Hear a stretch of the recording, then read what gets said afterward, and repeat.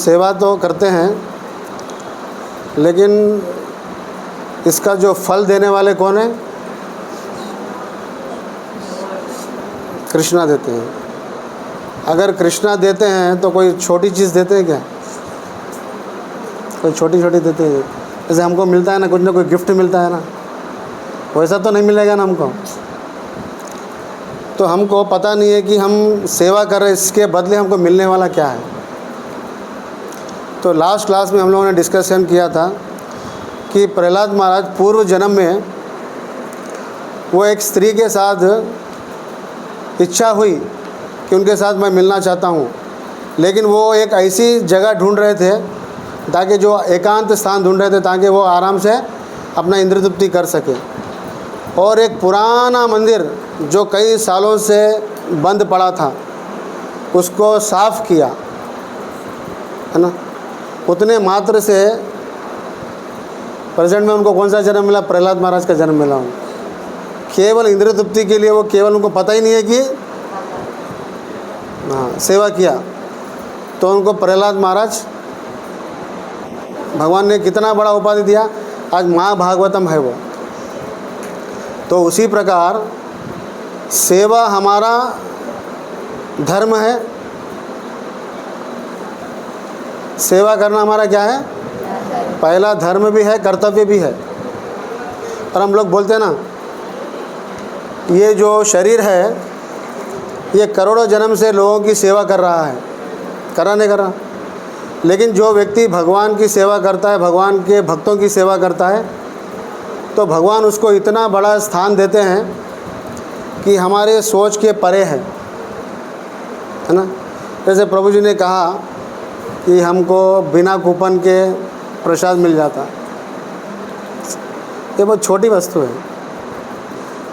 और दूसरे जने ने कहा कि क्या बोले, और आशीर्वाद मिलता है।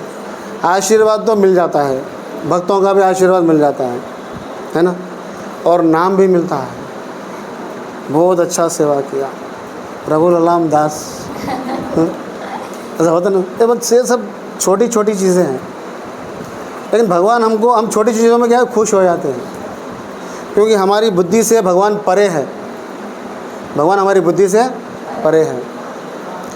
और हम हर व्यक्ति में एक चीज़ को ढूंढते हैं, साधु को ढूंढते हैं, है ना। तिलक लगाए हैं, धोती कुर्ता पहने हैं, लेकिन वो दिखने में साधु है, लेकिन है ना साधु नहीं है। तो ऐसा ही एक ऋषि है, मार्कंडेय ऋषि, मार्कंडेय ऋषि है ना।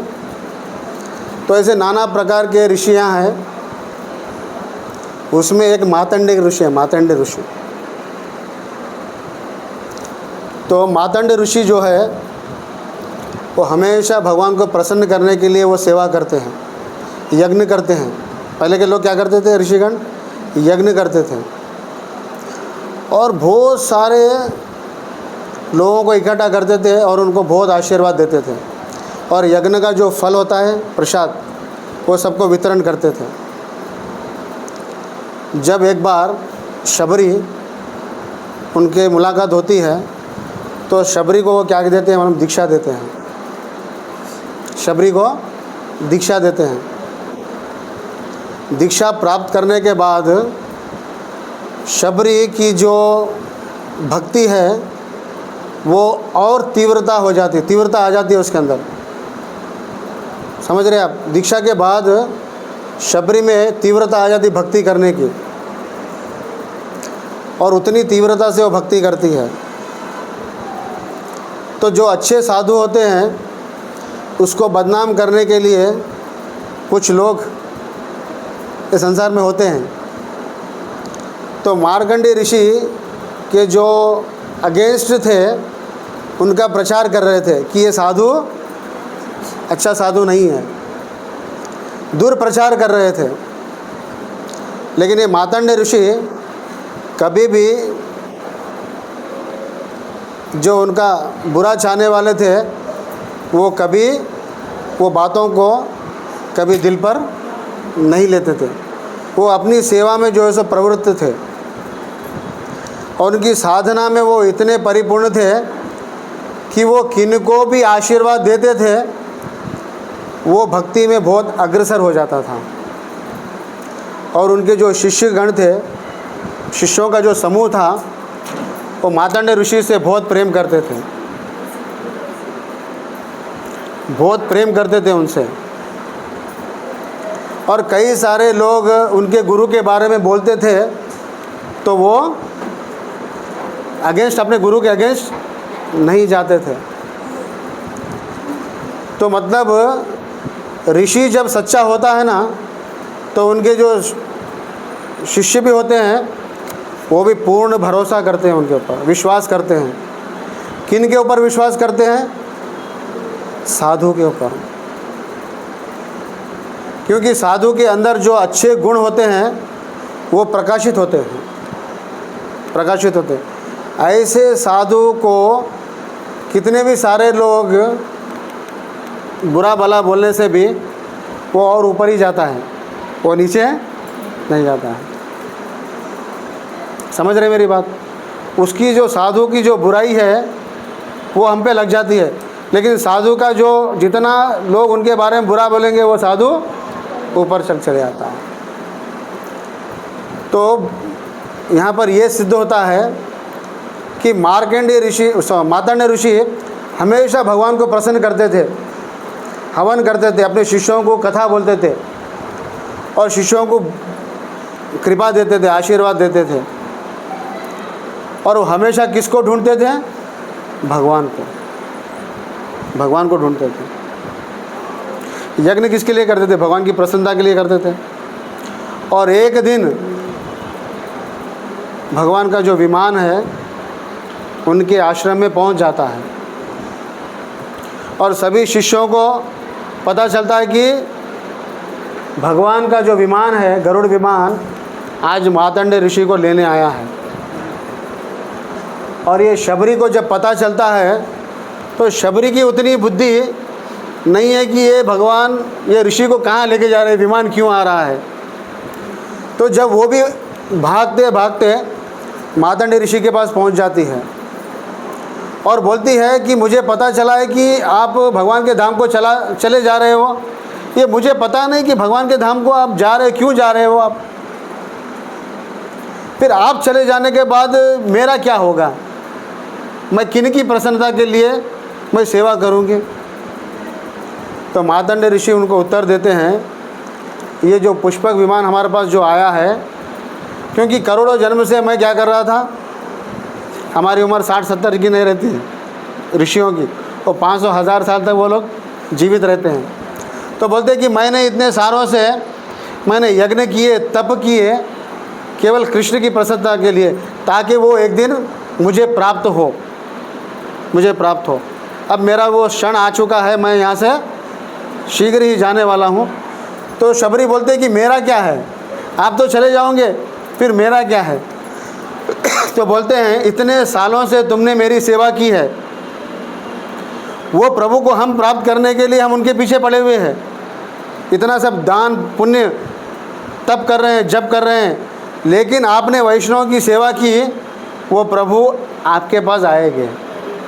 वो प्रभु, आपको उनके पीछे भागने की ज़रूरत नहीं है, वो प्रभु आपके पास, वो प्रभु को निरंतर याद करते रहो, सेवा करते रहो, अपने चित्त में उनका, अपने चित्त में उन प्रभु को निरंतर याद करते रहो। प्रभु आपको ढूंढते आएंगे, आपको चिंता करने की कोई आवश्यकता नहीं। तो आप लोगों ने सेवा किया नहीं किया? रोटी कपड़ा धन दौलत नाम प्रतिष्ठा मांगोगे, लेकिन भगवान क्या देने वाले हैं हमको पता नहीं है। भगवान हमको क्या देने वाले पता है क्या? पता नहीं है।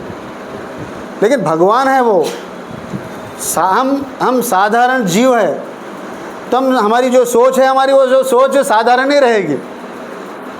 समझ रहे मेरी बात? हमारी जो सोच है वो कैसे रहेगी? साधारण ही रहेगी, है कि नहीं? कुछ लोग ऐसा भी सोचते हैं कि भक्ति करने से धन आ गया मेरे पास, ऐसा होता है कभी कभी। भगवान की भक्ति करने से क्या मिलेगा? धन मिलेगा। थोड़े लोग बोलते हैं कि हमको नाम मिलेगा, कुछ लोग बोले फ्लैट मिलेगा, मकान मिलेगा, बहुत सारी इच्छाएं हैं। तो भगवान तो देंगे, इससे बड़ी वस्तु देने के बाद ये छोटी छोटी चीज़ें हमारे लिए क्या है? कुछ भी नहीं है, कुछ भी नहीं है। लेकिन भगवान देने में उनको बहुत आनंद मिलता है। भगवान की जो सेवा करते हैं ना, भगवान उन प्रेम से उनको देने के लिए वो आतुर रहते हैं। लेकिन हमारी ये जो सोच है ना, जो कौन सी सोच है हमारी? कौन सी सोच है? बिजनेस वाली सोच, बनिए वाली सोच है ना, वो सोच भगवान की वैसी सोच नहीं रहती है। भगवान की सोच बहुत बड़ी सोच है। इसलिए भगवान चैतन्य महाप्रभु बोलते हैं, जो अच्छे कर्म करता है ना, अच्छे कर्मों पे अभिमान होता है लोगों को। अच्छे कर्म पे अभिमान होता नहीं होता है? मैंने अच्छे कर्म किए हैं, आज मेरे पास क्या नहीं है? सब कुछ है मेरे पास। बोलते नहीं बोलते? कर्म पे कभी कभी लोग अभिमान करते हैं। किसी को अपनी पढ़ाई पे, ज्ञान पे अभिमान होता है। ज्ञान पे अभिमान होता है, मैं इतने सारे लोगों को जो है सो मैं क्या कर दिया? प्रीचिंग कर कर भक्त बना दिया। ज्ञान का अभिमान होता है ऐसे लोगों को। लेकिन भगवान बोलते हैं प्रसन्न नहीं होते। भगवान प्रसन्न नहीं होते तो क्या होते हैं? रीझ जाते हैं। रीझ मतलब क्या है?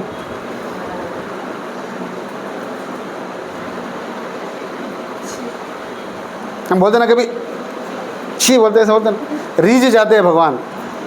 जो ज्ञान पे घमंड करता है, अभिमान करता है, कर्म पे अभिमान करता है, पोस्ट पोजीशन पे अभिमान करता है, जैसे इंद्र देवता करते हैं ना, ऐसे लोगों से भगवान रूठ जाते हैं, रीझ जाते हैं। लेकिन जो साधु के चरणों में बैठकर भक्ति सीखता है, अभी भक्ति हम लोगों ने नहीं सीखा है। हम भक्ति कर रहे हैं लेकिन हमने सीखा नहीं है। ये लेवल 1, लेवल 2, फाउंडेशन 1, फाउंडेशन 2, ये क्या है? भक्ति सीखना है, भक्ति सीखना है। लेकिन बोले हम पूछे तो हम भक्ति कर रहे हैं, बोलते हैं हम भक्ति कर रहे हैं। भक्ति हम सीख रहे हैं, भक्ति करने के लिए। भक्ति को सीखा जाता है किसके लिए? भक्ति करने के लिए। अब इतने सालों से लोग पढ़ाई कर रहे हैं, किस लिए कर रहे हैं? जॉब करने के लिए, है ना। तो हम लोग 2-3 साल से, 4 साल से, 5 साल से, 10 साल से जब हम साधना कर रहे हैं, साधना बोलते हैं उसको, वो साधना की जो विधि है उस विधि को क्या बोलते हैं? भक्ति बोलते हैं। भक्ति का एक नाम है, मालूम है आपको? भक्ति को कहा जाता है जननी। मालूम है? नहीं मालूम है? नहीं सुना है आप लोगों ने? नहीं सुना है। तो हम जो विधि सीख रहे हैं उसको क्या कहते हैं? भक्ति कहते हैं। भक्ति का एक अर्थ होता है जननी। जननी मतलब क्या? माँ। माँ सरल होती है या क्रूर होती है? बोलो, आप लोग बोलिए। यहाँ पे एक भी हाथ नीचे नहीं जाएगा, ऊपर ही जाएगा। सबका आंसर रहेगा कि माँ सरल होती है। तो कभी कभी क्लास में बोलते भक्ति बहुत हार्ड है करने के लिए, ऐसा कोई बोला तो 1 नंबर का वो फूल है या मूर्ख है। माँ हमेशा सरल होती है। और माँ जो है वो कहाँ तक हमको लेके जाती है? पिता तक लेके जाती है। समझ रहे? हम जो विधि कर रहे हैं ना, वो विधि को बोलते हैं भक्ति। ये भक्ति का एक स्वरूप है माँ। ये माँ कहाँ तक लेके जाती है? पिता तक लेके जाती है। भक्ति मतलब प्रीति पूर्वक सेवा हम लोगों ने किया है आज। अब प्रीति पूर्वक किया कैसे किए वो आप लोगों के ऊपर है, आपकी चेतना के ऊपर है। लेकिन भगवान इसको 100% मार्क्स देने वाले हैं। समझ रहे आप? 100% मार्क्स देने वाले हैं, 100% मार्क्स देने वाले हैं। क्योंकि मार्क्स से कोई भक्ति लीडर नहीं देगा, जो सेवा का इंचार्ज है वो नहीं देगा। कौन देगा? जिस भाव से आप लोगों ने किया ना, उस भाव को भगवान क्या करते हैं? स्वीकार करते हैं। इसलिए भगवान का एक नाम है भावाग्रही जनार्दन, है ना। हम जो जो भाव से सेवा किए हैं उस भाव को, अगर भाव नहीं है तो जस्ट नॉर्मल सेवा, नॉर्मल सेवा है। तो भगवान यहाँ पर बोल रहे हैं जिस जिस भाव से लोगों ने सेवा किया है उस भाव को मैं ग्रहण करूँगा, क्योंकि मेरा एक नाम भावाग्रही जनार्दन है। और बदले में मैं क्या दूंगा? बदले में मैं क्या दूंगा? तो बोलते हैं कि मेरा धाम दूंगा, मेरा प्रेम दूंगा, जो करोड़ों जन्म से इस चीज़ के लिए हम, इस वस्तु के लिए हम तड़प रहे हैं, बाहर से तड़प रहे हैं।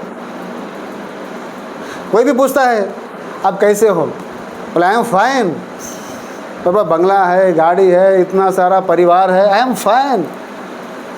लेकिन ये बाहर का सुख हम लोगों को आर्टिफिशियली दिखाते हैं, लेकिन अंदर, अंदर क्या है? अंदर तो चाहिए ना। भारी वस्तु हम बताते हैं, लेकिन भारी वस्तु से भी प्रेम नहीं मिल रहा, हम लोग को आनंद नहीं मिल रहा। वो आनंद मिल रहा है लेकिन टेम्पररी आनंद मिल रहा, फिर सूख जाते हम लोग, फिर सूख जाते। थोड़ा सपोज कभी मूवी देख लिए सब जने मिलके, थोड़ा आनंद आए, फिर मूवी थिएटर के बाद आनंद चला जाता है। तो ये भीतरी आनंद कौन दे सकता है हमको? भक्ति दे सकते हैं, क्योंकि भक्ति जननी है ना। माँ ही भगवान के वास्तविक प्रेम को हमको दे सकती है, क्योंकि भक्ति करने से हमको कौन मिलेगा? कृष्ण मिलेगा। कृष्ण मिला मतलब क्या है? असली प्रेम देने वाला कौन है? जननी है। और जननी को प्रेम देने वाला कौन है? तो भगवान बोलते हैं कि भक्ति मेरे को बहुत आकर्षित करती है। क्या करती है? आकर्षित करती है। दूसरा कोई वस्तु, हमारा कर्म, हमारा धन, हमारा ज्ञान, ये आकर्षित भगवान को नहीं कर सकता। केवल भक्ति ही भगवान को आकर्षित कर सकती है।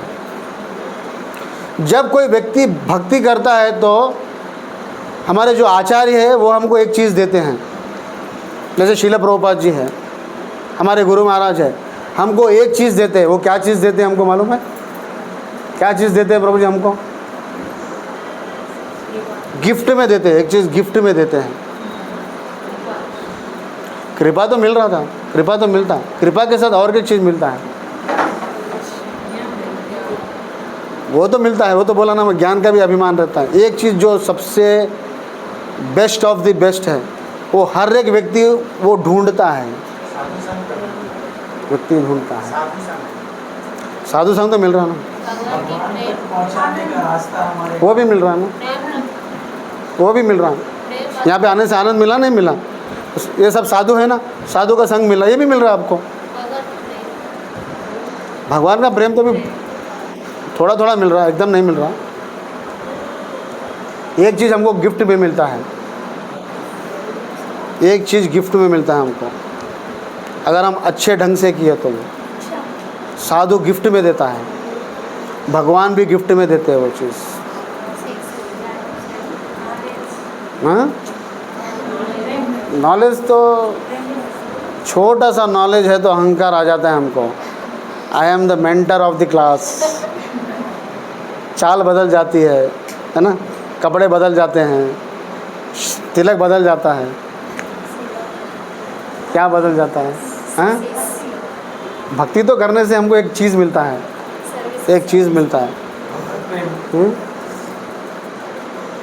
क्या मिलता है प्रभु? प्रभुपाद जी बोले थे 4 नियम 16 माला करने से वैकुंठ धाम लेके जाएंगे मेरे। आपको लेके जाएंगे, हम लोग को नहीं लेके जाएंगे।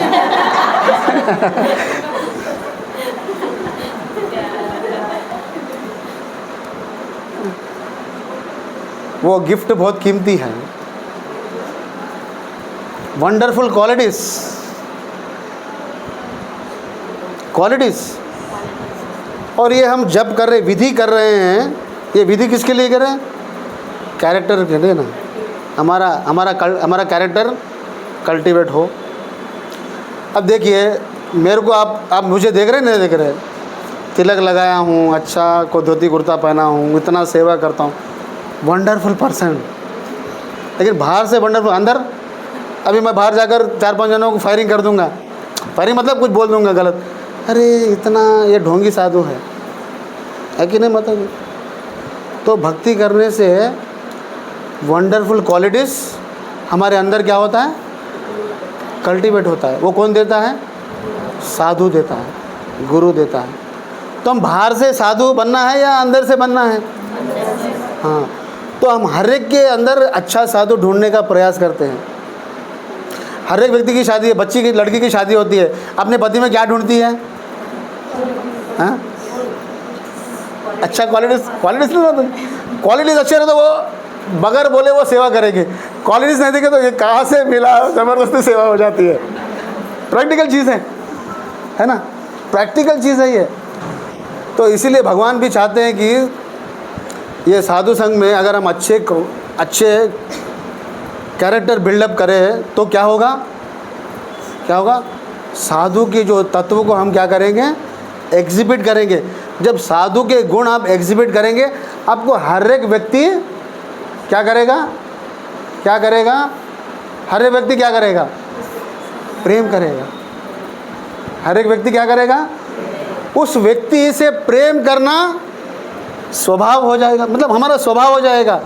जो इसीलिए साधु को बहुत प्रेम करते हैं, साधु को बहुत प्रेम करते नहीं करते, और सच्चे साधु को तो ज़्यादा प्रेम करते हैं। जब बचपन में श्रील प्रभुपाद जी के पिता बहुत सारे साधु को बाहर, घर के बाहर जाकर वो चिल्लाते थे, कोई अगर भूखा है तो कृपा कर कर मेरे घर में आइए, मेरे घर में भगवान का प्रसाद है। और उसमें ढोंगी साधु भी आते थे, अच्छे साधु भी आते थे, लेकिन सभी लोगों को एक प्रार्थना करते थे। क्या प्रार्थना करते थे उनके पिताजी गौर मोहन डे, कि मेरे बच्चे को, अभय चरण को आप आशीर्वाद दीजिए, इसको राधा रानी का ब्लेसिंग मिले, कृपा मिले। और वो देखते थे, प्रभुपाद जी देखते थे, ये साधु अच्छा भी है बुरा भी है, लेकिन वो 50% प्रभुपाद जी में था। और जब बड़े हुए, उनका मित्र जब भक्ति सिद्धांत सरस्वती गोस्वामी महाराज के पास वो लेके जा रहे थे, बोले ऐसे साधु हमारे घर पे रोज़ आते थे नहीं आते थे, ऐसे साधु रोज़ आते थे हमारे घर में। मेरे को साधुओं को मैं अच्छी तरह मैं वाकिफ़ हूँ। अच्छे भी साधु हैं, बुरे भी साधु। प्रभुपाद जी को इसका नॉलेज था, क्योंकि बचपन से देखते थे वो। तो फिर जब किसी कारणवश वो लेके गए, प्रभुपाद जी को लेके गए, केवल कुछ शब्द सुने। क्या सुने? कुछ शब्द सुने। क्या शब्द थे वो? क्या शब्द? आपको इतनी अच्छी इंग्लिश आती है, तो क्यों आप कृष्ण कॉन्शियसनेस का जो प्रचार विदेश में जाकर क्यों नहीं करते हो? ये बात जो है प्रभुपाद जी को समझ के सुने। देखो, सुनना अलग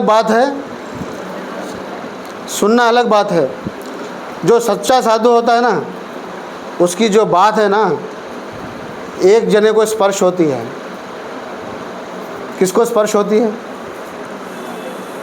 हमारा जो दिल है ना, दिल दूसरों को देकर बैठे हैं ना, किस को देके बैठे वो आपको मालूम है कि नहीं?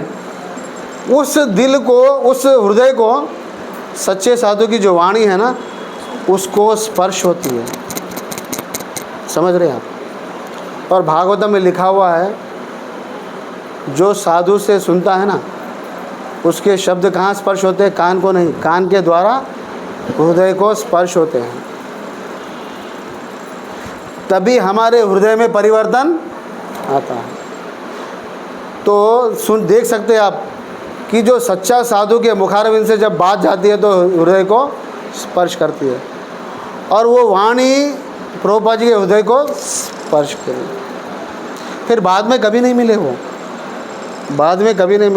बोलते कि 2.5 बार मिले वो। कितनी बार? 1 बार, 2 बार, 1 बार दूर से यही से दर्शन हो गए राधा कुंड का। नहीं तो हमारे बुक्स में लिखे हैं 2.5 बार प्रभुपाद जी। समझ रहे हैं आप मेरी बात? तो ये साधु क्या करता है, उनकी वाणी से हमारे हृदय के जलन को क्या करता है? शांत करता है। अभी जलन है नहीं है, जलन है ना, काम, राग और द्वेष। राग, हमको कुछ मिलता है तो राग होता है, अरे खुशी मिलती है, राग मिलता है। नहीं मिलने से हम भगवान को भी बुरा भला बोल देते हैं, क्वेश्चन करते हैं भगवान को, होता नहीं होता है। तो इसीलिए ये सब उपाधियों से भगवान क्या, वो वाणी क्या करती है, हमको ऊपर उठाती है। वाणी से क्या करती है, हमारी चेतना को ऊपर उठाती है, उठाती है। तो भगवान जब वो वाणी हमारे हृदय को स्पर्श करती है तो हमारे जीवन में ऐसा आता कि नहीं कि अब मैं क्या करना है, भक्ति को अच्छी तरह से करने का वो डिटर्मिनेशन आता है, तभी हम कर पाएंगे। नहीं तो हमारा भजन कैसा है, ढीला है। हमारा भजन कैसा हो जाता है, वो डमरू की तरह जो शिव जी के पास रहता ना, ढीला हो जाता है, कभी ऐसा बजता है कभी ऐसा बजता है। हमको समझ में नहीं आता कि भक्ति कर रहे हो कि क्या कर रहे हो, ऐसा होता नहीं होता है, उसके रिजल्ट पॉजिटिव नहीं आते हैं। इसीलिए जब गुरु आरती होते हैं ना, गुरु आरती को अटेंड नहीं करता है। बोलते हैं कि कम से कम महीने में एक बार तो भी, हफ्ते में एक बार तो भी गुरु आरती अटेंड करो। अटेंड करने से क्या होता है, जब गुरु को प्रसन्न करते हैं तो उसके बाद एक वर्ड बोला जाता है, वो वर्ड हम सुनते ही नहीं हैं। आरती के बाद एक 2 लाइन का एक अक्षर बोला जाता है, उसमें आखिरी में लिखा होता है spiritual master is only way. 3 बार बोलते हैं, एक बार नहीं, 3 बार बोलते हैं कि आप गुरु से सुनो, गुरु से सुनो, गुरु से सुनो। क्योंकि गुरु से सुनने से क्या होगा, वो हृदय को स्पर्श करता है। तो जब हृदय को स्पर्श करेगा तो परिवर्तन आएगा, नहीं सुनेगा तो कहाँ से परिवर्तन आएगा। समझ रहे आप, कहाँ से समझ में आएगा, हम समझ रहे मेरी बात। तो गुरु से सुनना है तो प्रभुपाद जी को सुनना है। जो गुरु नहीं किया तो क्या किससे सुनना है, प्रभुपाद जी को सुनना है, प्रभुपाद जी को सुनना है। लेकिन प्रभुपाद जी की पुस्तक कोई पढ़ने को तैयार नहीं है। तैयार क्यों नहीं है, तैयार क्यों नहीं है, क्योंकि प्रभुपाद जी को भी साधु अभी माना नहीं है आप लोगों ने। एक फॉर्मेलिटीज़ है, मंदिर आना है, प्रणाम, सब प्रणाम करते हैं, मैं भी प्रभुपाद जी को प्रणाम करता हूँ, एक फॉर्मेलिटीज अटेंड कर रहे हैं हम लोग। लेकिन ऐसा आया क्या कभी, प्रभुपाद जी ने हमारे लिए इतना किया है, इतना किया है उन्होंने, हमको भी कुछ करना चाहिए उनके लिए। ऐसा आता है कभी कभी आता है। कभी कभी वो बोलते ना, कोई बीमारी आके वो गिर जाता है, यूँ ही होता है, देखो फिर वो उसके हाथ में चाबी लगा देते लोहे की, हाँ क्या बोलते, मिर्गी की बीमारी कभी कभी आती है। तो कभी कभी ऐसा आता है तो सेवा में आ जाते हैं हम लोग, होता नहीं होता ऐसा। प्रेम से आने वाले बहुत कम है, वो मैसेज पढ़ने के बाद ही चिढ़ हो जाती है लोगों को, है ना। अरे ये कहाँ से मैसेज आ गया, सिर्फ सेवा में कौन करेंगे सेवा। साल को 2000 रुपये दे रहे हैं हम, क्लास में आ रहे, सब कुछ छोड़कर आ रहे क्लास में, फिर ऊपर से सेवा भी करा रहे लोग। फ्रस्ट्रेशन होता नहीं होता है, ये होता है क्योंकि हमने अभी भक्ति को सीखा नहीं है। भक्ति को सीखा, जो व्यक्ति भक्ति को सीखा नहीं है वो भक्ति नहीं कर पाएगा, क्लास में बैठ नहीं पाएगा, क्लास में वो बैठ नहीं पाएगा। और क्लास में बैठने के बाद भी माइंड अमेरिका में रहेगा या घर में रहेगा या कहाँ रहेगा पता नहीं, है ना। तो इसीलिए सेवा करने, हमको बुद्धि नहीं है, सबसे पहली बात हमको बुद्धि नहीं है, लेकिन भगवान जानता है कि हमको बुद्धि नहीं है। तो भगवान हमको सेवा करने से क्या देंगे हमको, वो वही जानते हैं। और ध्रुव महाराज ने भी बहुत तपस्या की और बदले में मांगा ना, लेकिन भगवान को देखने के बाद मांगने की इच्छा नहीं हुई। भगवान बोले इसको मालूम नहीं है कैसा मांगना है, इसको मैं देता हूँ, कल के दिन मेरे को बोलेंगे बच्चा है बोल के दे दिए, है ना। भगवान दिए, कितना बड़ा राज्य दिए, ध्रुव लोक दिए, स्वर्ग लोक से बड़ा है ये। 56,000 साल तक, कितने साल तक, 56,000, उसका भोगने का टाइम है। उसके बाद वाहन आ गया, वाहन में बैठकर भगवत धाम में चले गए, है ना। तो इसीलिए हम जो सेवा करते हैं, लेकिन सेवा में जो मेवा मिलेगा ना भगवान देने वाले हैं, रघुलाल देने वाला नहीं है, मंदिर देने वाला नहीं है, समझो, भगवान देने वाले हैं, प्रभुपाद जी देने वाले हैं, समझ। इसलिए हमको चिंता और मांगना भी नहीं चाहिए। क्या मांगेंगे? छोटी मोटी चीज़ें मांगने से हमारा पेट भरने वाला नहीं, क्योंकि रोज़ सुबह पेट खाली होता है, हमारी तिजोरी खाली होगी। कितना जमा करने का कोशिश करोगे, तिजोरी खाली होगी। महाराज भगवान के दर्शन होने के बाद ध्रुव का राज्य किया था, तो पहले जो इच्छा थी कि राजा बनूं मैं, वो भगवान को देख के चले गए घाट में से। हाँ। एंजॉय कर पाए क्या वो राज्य? देखिए, वो भगवान की सेवा करने की, अब वो भगवान से मिला ना गिफ्ट, उसको क्या किया, वो सेवा के रूप में लेकर उन्होंने क्या किया, सेवा किया, उतना राज्य किया। जब वो रिटर्न भगवान के दर्शन कर वो रिटर्न जा रहे थे ना, लेकिन वो अनसेटिस्फाई थे। भगवान के दर्शन करने के बाद भी अनसेटिस्फाई थे वो। क्यों? क्योंकि भगवान का सब कुछ मिल गया, भगवान के दर्शन मिल गए, लेकिन भगवान का प्रेम नहीं मिला उसको। समझ रहे? भगवान का प्रेम नहीं। अब हमको रुपया मिला, पैसा मिला, सब मिला, लेकिन प्रेम नहीं मिला तो क्या, फिर क्या फ़ायदा? कोई फ़ायदा। अब शादी हो गई, सब कुछ, पति का भी हमारे नाम में हो गया, लेकिन प्रेम नहीं मिला तो, पति का प्रेम नहीं मिला तो वो जलाएंगे हमको। वो जलाएंगे नहीं जलाएंगे? सही है गलत है? वो हमको जलाने वाले हैं। पति का जो भी हमको मिलता है गिफ्ट में, वो अगर प्रेम नहीं मिला तो वस्तु क्या करेंगे? हमको जलाएंगे। सही है नहीं है? हमको जलाएंगे। तो प्रेम इंपॉर्टेंट है या वस्तु इंपॉर्टेंट है? प्रेम इंपॉर्टेंट है। इसलिए ध्रुव महाराज अनसेटिस्फाई थे। भगवान के दर्शन होने के बाद भी उनके मन में खिन्नता थी कि मेरे को ये सब कुछ दे दिए भगवान ने, लेकिन मेरे को प्रेम नहीं मिला। वो खिन्न थे वो। तो इसलिए सेवा हमको कैसा करना चाहिए? सेवा के बदले सेवा ही करना चाहिए। सेवा के बदले सेवा ही करना चाहिए। तो एक भगवान के एक सेवक थे, वो रोज़ नित्य भगवान की सेवा करते थे। और रोज़ भगवान की सेवा करने के लिए वो जो पात्र है, वो नदी के द्वार पर जाते थे, कावेरी नदी के द्वार जाते, कावेरी नदी से वो पानी भरते थे और रोज़ भगवान को अभिषेक करते थे, भगवान को अच्छा अलंकार करते थे। तो एक दिन वो भगवान की सेवा करने के लिए वो अपना पात्र लेके जाते थे, घड़ा लेके जाते थे, और कावेरी के तट पर रोज़ ये सेवा, वो जो रास्ता जो था वो नित्य रास्ता था भगवान के मंदिर का। तो एक जंगल में एक छोटा सा बालक प्रकट होता है। हमारा जन्म होता है, वो बालक प्रकट हुए। तो वहाँ का जो किसान है उसने देखा यहाँ पे छोटा सा बालक है। कोई भी व्यक्ति प्रकट होता है ना, तो उसका जो शरीर से बहुत कांति निकलती है। मालूम है आप लोगों को? क्योंकि जो प्रकट होने वाले हैं कहाँ से प्रकट होते हैं? भगवान के धाम से प्रकट होते, जन्म नहीं होता है, तो उसके शरीर से कांति निकलती है। तो बोलता है मेरे परिवार में बच्चा नहीं है, तो मुझे भगवान का कृपा मिला है, ये बच्चा मुझे मिला है। और बच्चे के शरीर से इतनी कांति निकल रही है, कोई साधारण बालक नहीं है। और 16 साल तक उस बालक का बालक का वो पालन पोषण किया। और वो जाति के शूद्र जाति के थे, शूद्र जाति से भी निम्न कुल के थे। उसको कहा जाता है पंचम।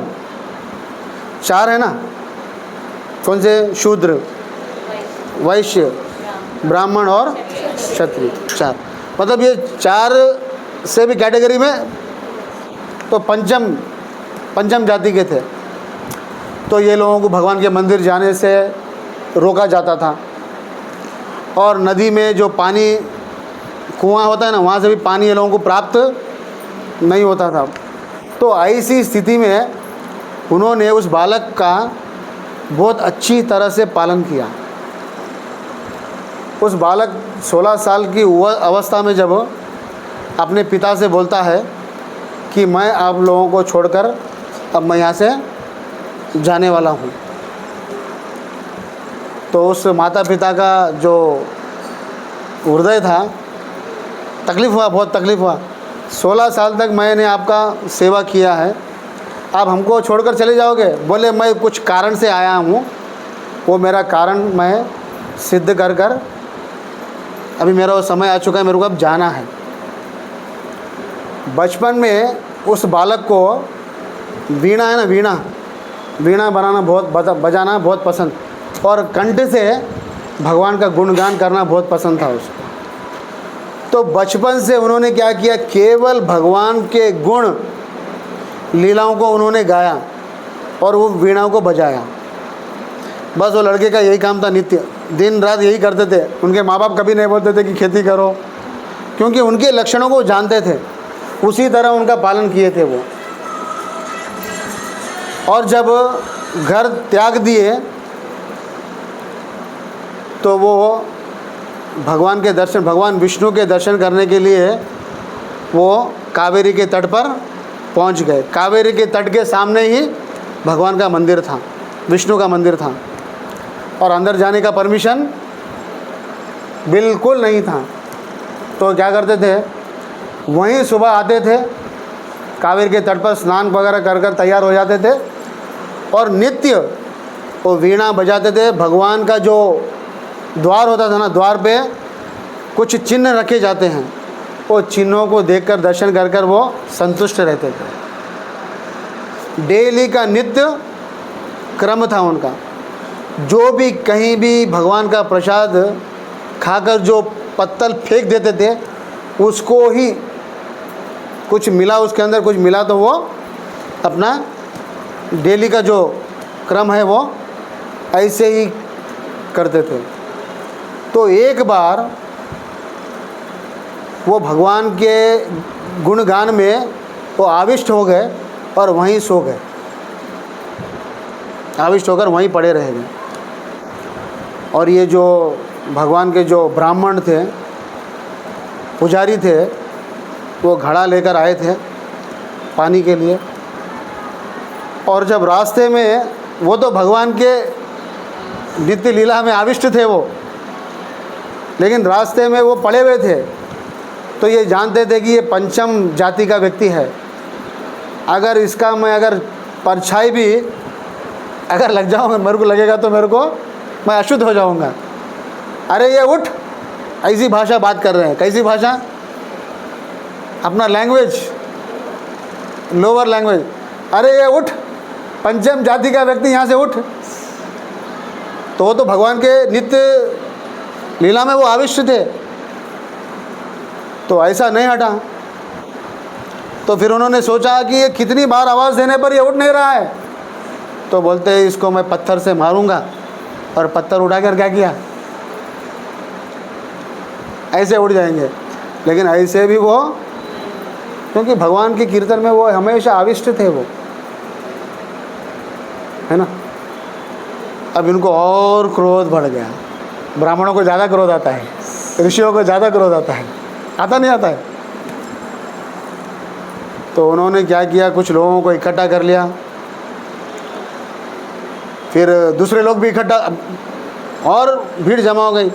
अब सोचने लगे ये ब्राह्मण है, ये उसको उठा नहीं पा रहा है, तो देखते हैं कि ड्रामा क्या चल रहा है, देखेंगे हम, है होता नहीं होता ऐसा। तो कुछ लोगों ने उसको उठाकर क्या किया, ऐसा फेंक दिया उधर जो। तो जब उनकी नींद उठी, आँख से जब उनकी आँख से जब वो आविष्ट भाव से वो बाहर निकले, तो जैसा देखते कि ये ब्राह्मण, ये पुजारी, तो उन्होंने शीघ्र हाथ जोड़कर उनके चरणों में माफ़ी मांगी। मेरे कारण कुछ उनको पता ही नहीं है कि क्या हुआ है, लेकिन ये उल्टा उनसे माफ़ी मांग रहे।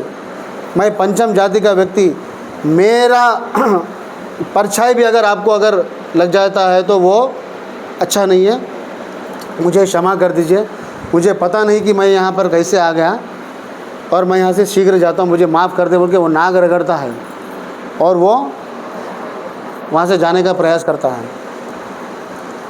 तो अब देखने वालों को कैसा लगता है, देखो इतना बड़ा पुजारी हटा दिया अपने रास्ते से। और ये भी थोड़ा अच्छा लगा कि हटा दिया रास्ता, मेरा रास्ता साफ हो। अब शीघ्र वो स्नान वगैरह किए वो जो भी जनेऊ से करते हैं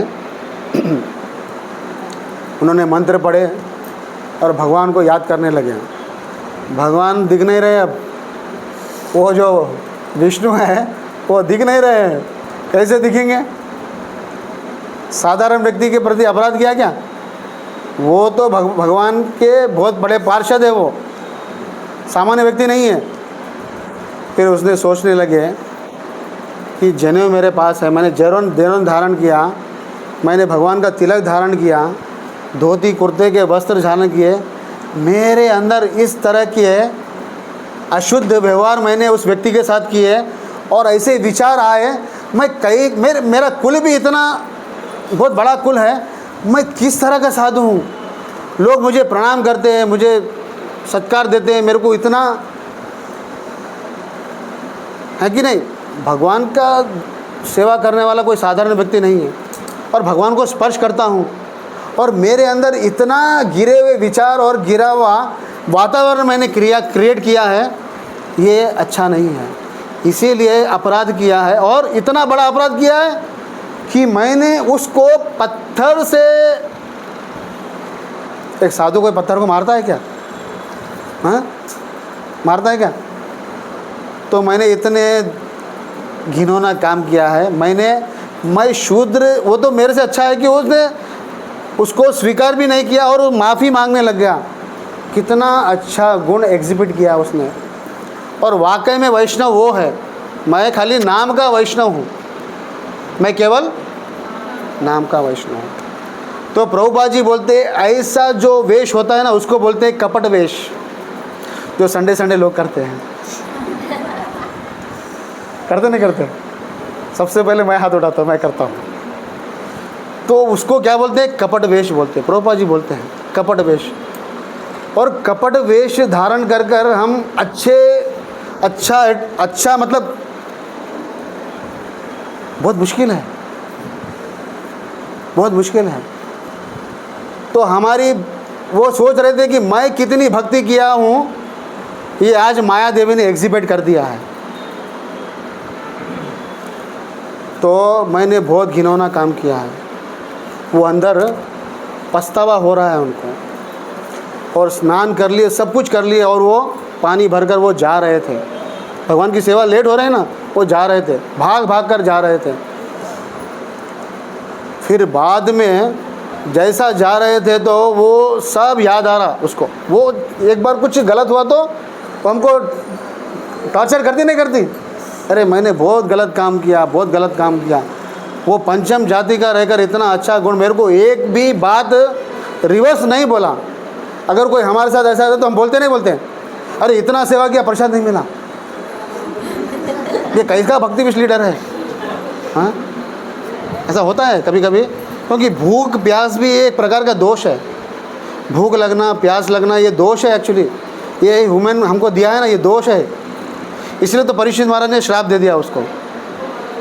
किसको? भूल गए? श्रृंगी के पिता को। नहीं, अपराध किसके प्रति किया? श्रृंगी के पिता के प्रति किया ना उन्होंने, शमक ऋषि के प्रति किया ना। अपराध किसके प्रति किया? अपराध की बात चल रही है यहाँ पर। क्योंकि इनको प्यास लग रही थी। तो प्यास क्या है, भूख क्या है? दोष है हमारे, जो है ना, भूख कंट्रोल नहीं होता, प्यास कंट्रोल नहीं होती है, दोष है एक्चुअली। तो इसीलिए शरीर अच्छा नहीं है, पसीना निकलता है यहाँ से, ये अच्छा नहीं है ये शरीर। इसीलिए तो लोग शरीर की पीड़ा से, मन की पीड़ा से मुक्ति चाहने के लिए लोग क्या कर रहे हैं? सुसाइड। कभी कभी हमारे एक रिलेटिव से फ़ोन करके बोलते हैं मुझे मुक्ति चाहिए। हम कई बार बोले हरे कृष्णा महामंत्र कर, उसको समझ में नहीं आ रहा। उसको सुबह उठकर उसको टिफिन बनाना पड़ता पूरे परिवार के लिए। तो ये बाधा है, इसलिए वो मुक्ति चाहती है वो।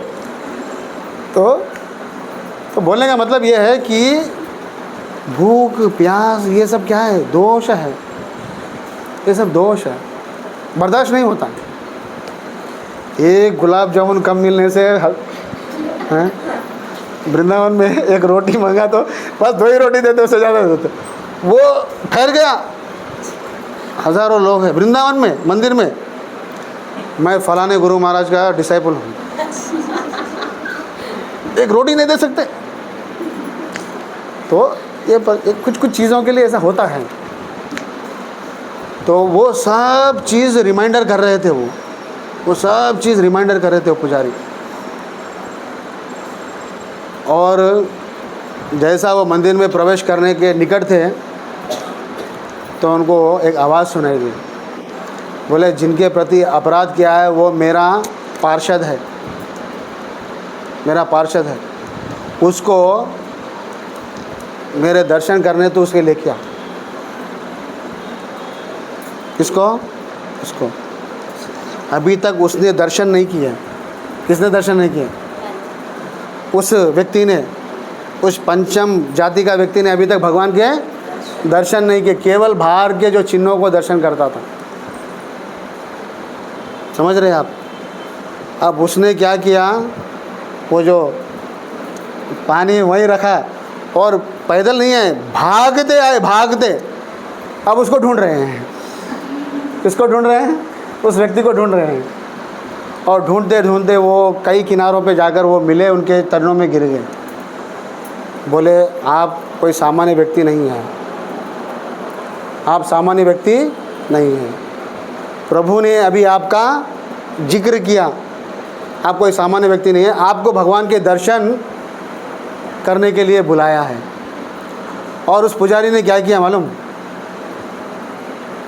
बेताल होता ना, बेताल कहाँ लेके जाता बुढ़ी को? ऐसा अपने इधर भुजाओं पे रखकर बिठाकर उसको मंदिर के अंदर लेके आके भगवान के विष्णु के दर्शन करने लगा। समझ गए? उसको दर्शन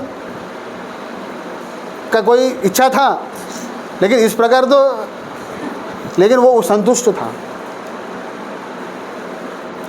भगवान के दर्शन ने केवल चिन्हों से भी संतुष्ट था। कभी कभी लोग तिरुपति जाते हैं, कितना दर्शन कर पाते हो आप लोग? खाली एक दर्शन कर पाते, एक झलक ढकल देते हैं वहाँ से, हो गया दर्शन। लेकिन ये खाली चिन्हों को देखकर वो पूरा जीवन, मतलब भगवान के नाम में पूरा चित्त लगा दिया था भगवान के दर्शन करने के लिए। और वो सामान्य व्यक्ति नहीं है, भगवान का पार्षद है, पार्षद है। ये लीला से हमको सिखा रहे हैं कि हमको ऐसा सेवा करो कि भगवान हमको ढूंढते आए। कहाँ हैं अंबिका माता जी? कहाँ हैं रामकृष्ण? कहाँ हैं? ढूंढते आए हमको। क्योंकि हम जो अच्छे गुण जो हम कल्टीवेट करेंगे ना, वो भगवान ऑटोमेटिक वो खींचे चले आते हैं। हमको कुछ नाटक करने की ज़रूरत नहीं है, एक सिंपल। और भक्ति एकदम सिंपल है। भक्ति जननी है, माँ हमेशा सिंपल रहती है ना। माँ का हृदय हमेशा सॉफ्ट रहता है, इसलिए माँ भक्ति क्या है? जननी है। जननी हमको सिखाती है, भक्ति हमको सिखाती है कि किस तरह से हमको भक्ति करना चाहिए। भक्ति के रूप में करना चाहिए, ना ही कि उसको आर्टिफिशियल रूप में हमको करना चाहिए, है ना। आर्टिफिशियल रूप में करना चाहिए, ऐसा नहीं करना चाहिए, क्योंकि भगवान प्रसन्न नहीं हो गए। हमको ऐसा लगता है कि मैंने सेवा किया, हम चलो नाम भी आ गया, हाँ नाम भी आ गया, लेकिन हमको प्रभुपाद जी को देखना है, भगवान को देखना है। प्रभुपाद जी जितना तपस्या कर कर इतना बड़ा इस्कॉन निर्माण के पूरे विश्व में, उनके कुछ लोग, उनके जो शिष्य थे, कुछ ही लोग थे ना, 50-60 लोग जो थे उनके साथ में थे, वही लोगों ने पूरे विश्व में इतना प्रचार किया। क्यों किया? क्योंकि उन लोगों के पास क्या था? अच्छे गुण थे। अच्छे गुण कौन दिए? प्रभुपाद जी दिए हैं। प्रभुपाद जी, क्योंकि प्रभुपाद जी की बात वो माने हैं। जब तक कोई व्यक्ति अपने पिता की बात मानता है तो भगवान क्या करते हैं? पिता क्या करता है? उसको कुछ गिफ्ट देता है। वो गिफ्ट चाहिए हमको, ये आर्टिफिशियल गिफ्ट नहीं चाहिए हमको। वो गिफ्ट वाला, वो उसकी प्यास हमको क्या करना चाहिए? उसके लिए हम प्यासे हैं, वो गिफ्ट के लिए हम प्यासे हैं। ये गिफ्ट से चलो ये जीवन निकल जाएगा, हमारा 60-70 साल का जो जीवन है ये गिफ्टों में निकल जाएगा, लेकिन वो असली गिफ्ट तो इच्छा रहेगी, उसकी प्यास रहेगी, वो चाहिए। उसके लिए हमको क्या करना पड़ेगा?